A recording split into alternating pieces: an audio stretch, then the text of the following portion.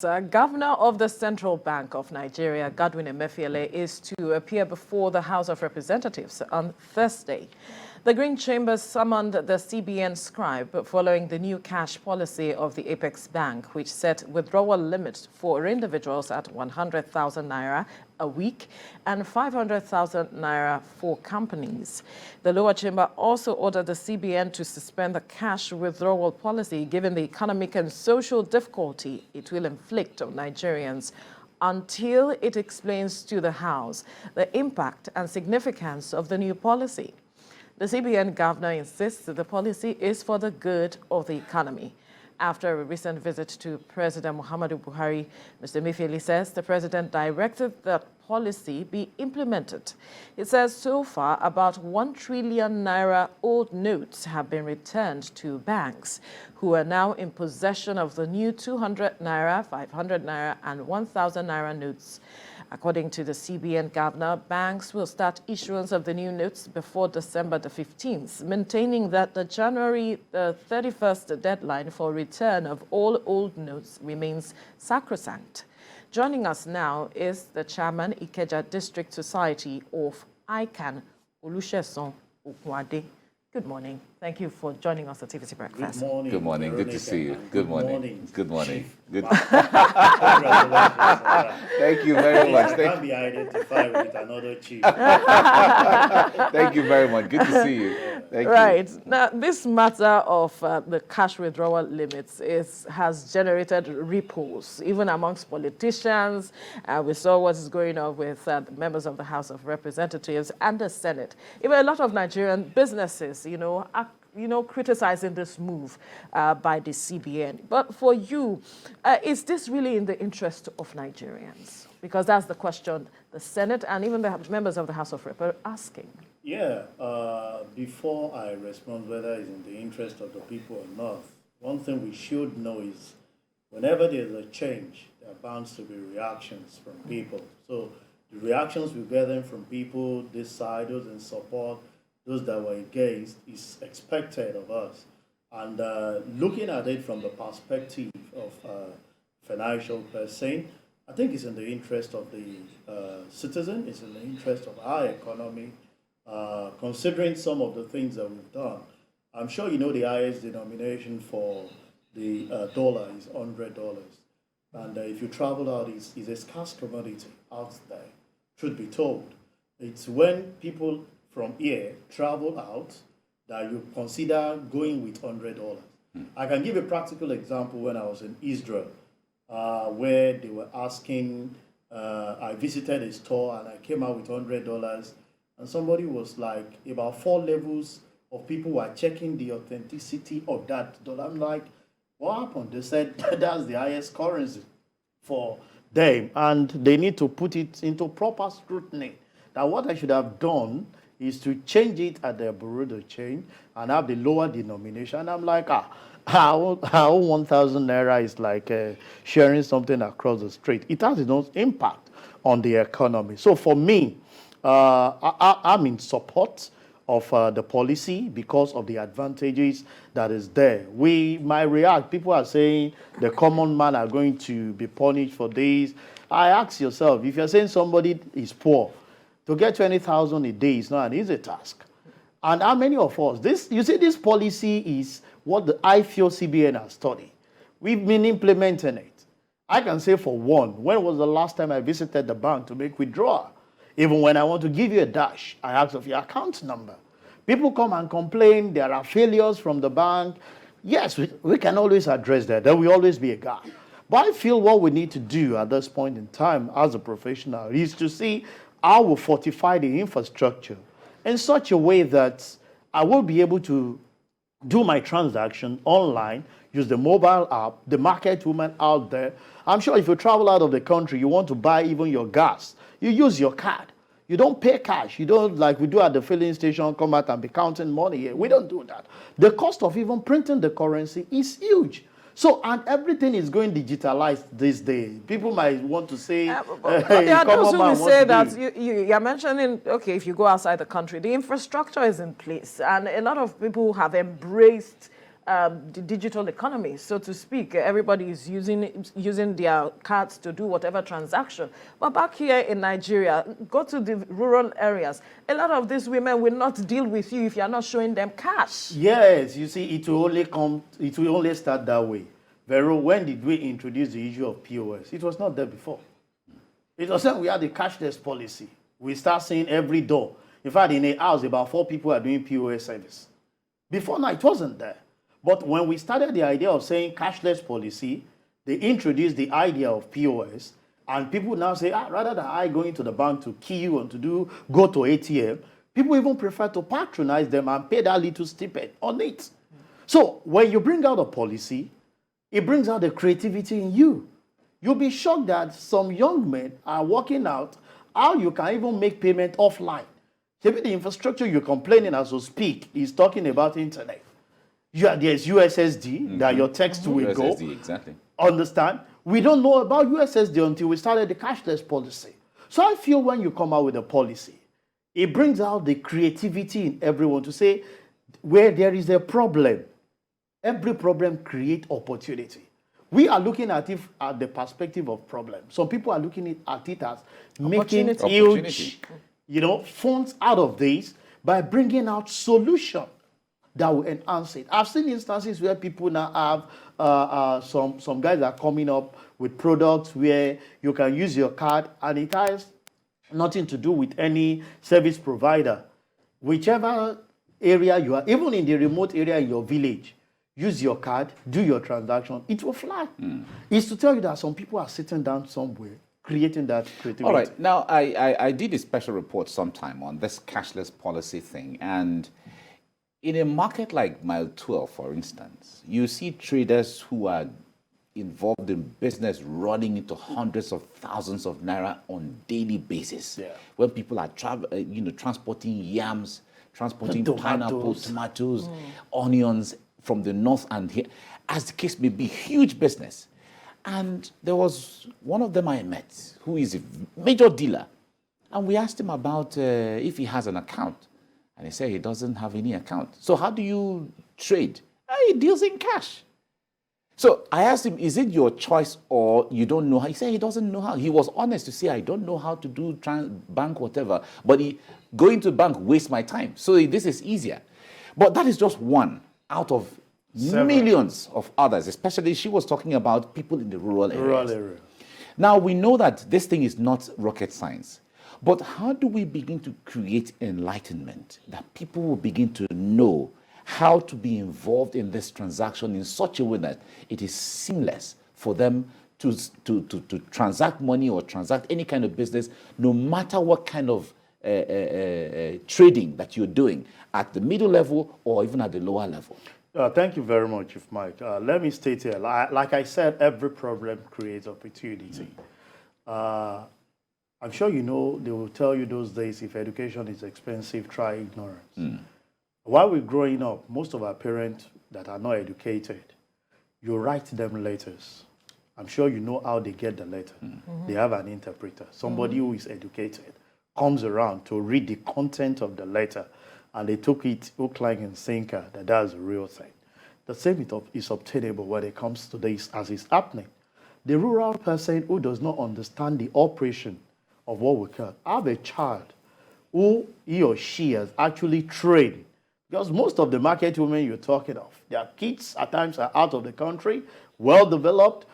It's high time you get involved in the business of your parents so that they can benefit more than the area of attacking them. Some of them keep this money in their place, and somebody comes overnight and take it, and they start crying.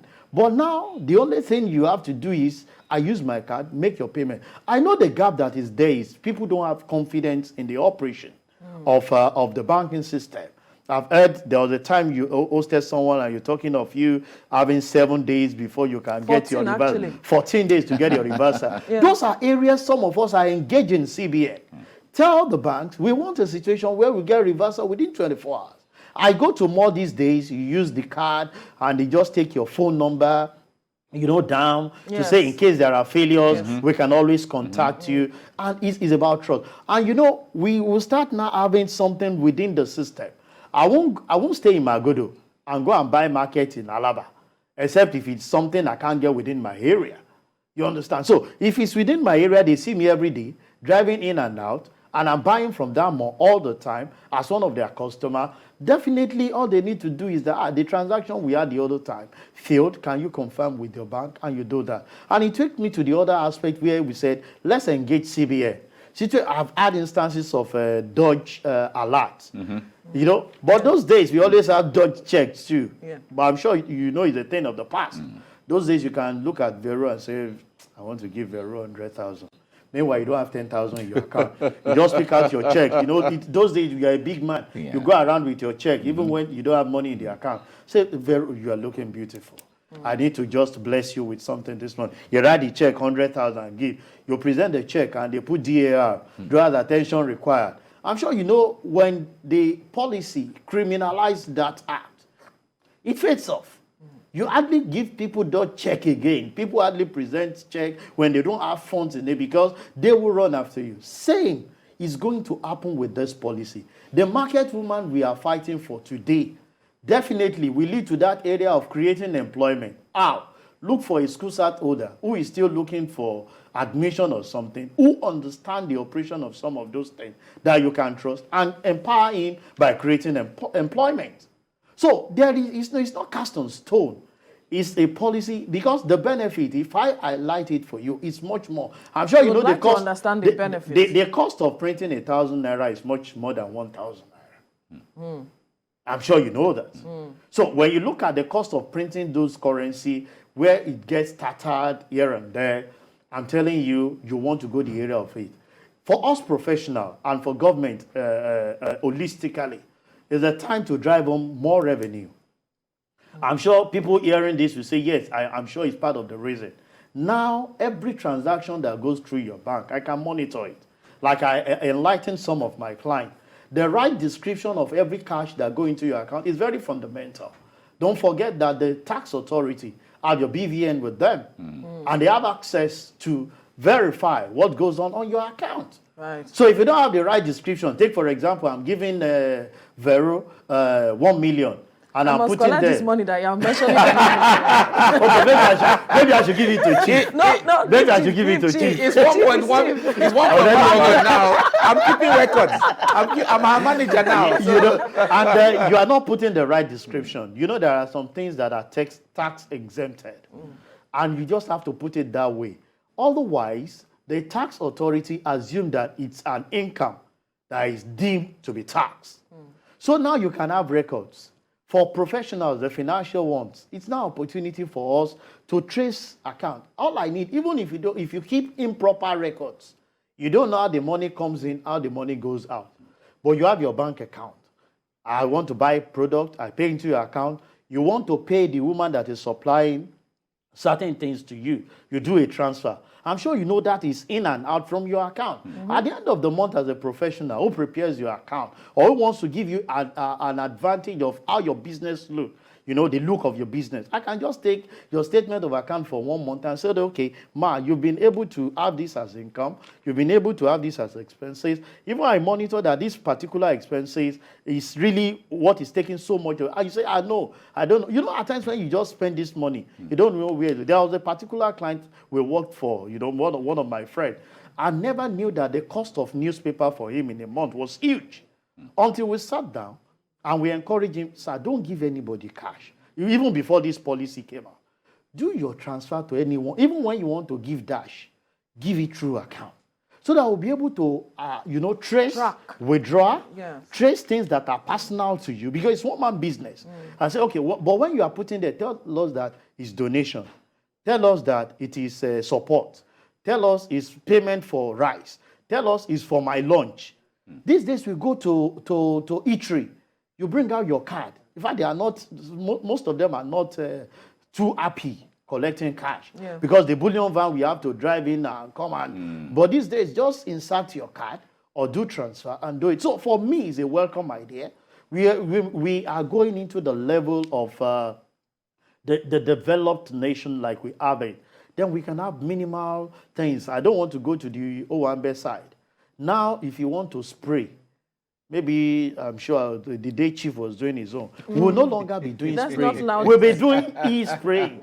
All I Okay. need to do is to come in front of chief and start, pushing the alerts into his phone. I'll give all the account numbers. All the account numbers, so that whichever one you start, Aha. so that at the end of the day, we will be able as tax authority to trace how much we are able to give to chief during his ceremony and know whether it's tax deductible or not. But for me, holistically, it's going to help the system.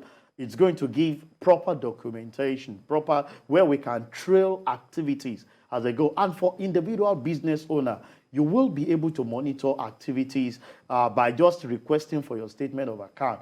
But I will say this again, that the CBN has a lot to do. Absolutely. Working on the bank, customer service, how swift do they respond to complaints from customers? I'm sure, I've told individuals, we need to start going. If they want to manage the intense nature in mind, you must respond swiftly. If I have 5,000 in my account and I went to ATM, you debit me 3,000, and I say I have to wait for 14 days, I will shake table. Chief, I will shake table. So you must provide a mechanism. And I think For swift response. yes, once you're able to do that, and I think they are catching up, because I remember a few days ago I did a transfer and I was debited, and within few minutes, there was reversal. Well, I did one on Friday. I was debited, and the person said they haven't gotten received the alert. Yeah. And I'm still here thinking nothing has happened. So we will improve the customer service channel in such a way that these issues can be, reported, and we'll start having timeline for resolution. What CBN gave to us is that when issues like this happen, we should have it within 48 hours. But how about charges on these transfers? Because that's another issue for a lot of persons, why they don't even like to go use their ATMs and all of it, because every transfer you make, even if you use your e-transfer and all of that, there are debits. They make charges, about 25 kobo or something, that is debited on a certain amount. 25 naira. 25 naira. Which kobo? Oh, sorry, 25 naira. So she's trying to make sure Just that play it down. 25 naira. And in some That's a cases, lot. 53 naira. 53 naira, that's if you're interbank. Interbank, exactly. Interbank. It's a lot. Yeah, it is. But I will always say, I'm not speaking on behalf of, this cost is not to CBN. Let's put it that way. They are the people that are putting the channel that we are making use of, and you must pay for it.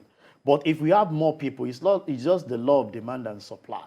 When you have more people making use of that channel, the same set of people will go back to CBN. You need to reduce it. Let me give you an example. When we started the telecoms, I'm sure you know what the amount we bought this particular phone SIM. there. Yeah, and SIM, and I was in the banking sector then. I used 3 months' salary, this pay instrumentally, to got that Sajem with one antenna. Then, if I give that phone to my son or daughter, they will tell me that was this. What is a that? calculator. But then it was for the big boys. Yeah, Sajem with antenna or Exactly, Motorola. If you are exactly. not, then the Or big boys, Samsung. the big boys are the one using Nokia. When you come out with Nokia 3310. Yeah. But after a while, it infused into we having SIM cards for free, and the call rate started dropping because much people were actually patronizing the use of that telecom. So by the time we start using some of these services, the law of demand and supply will play.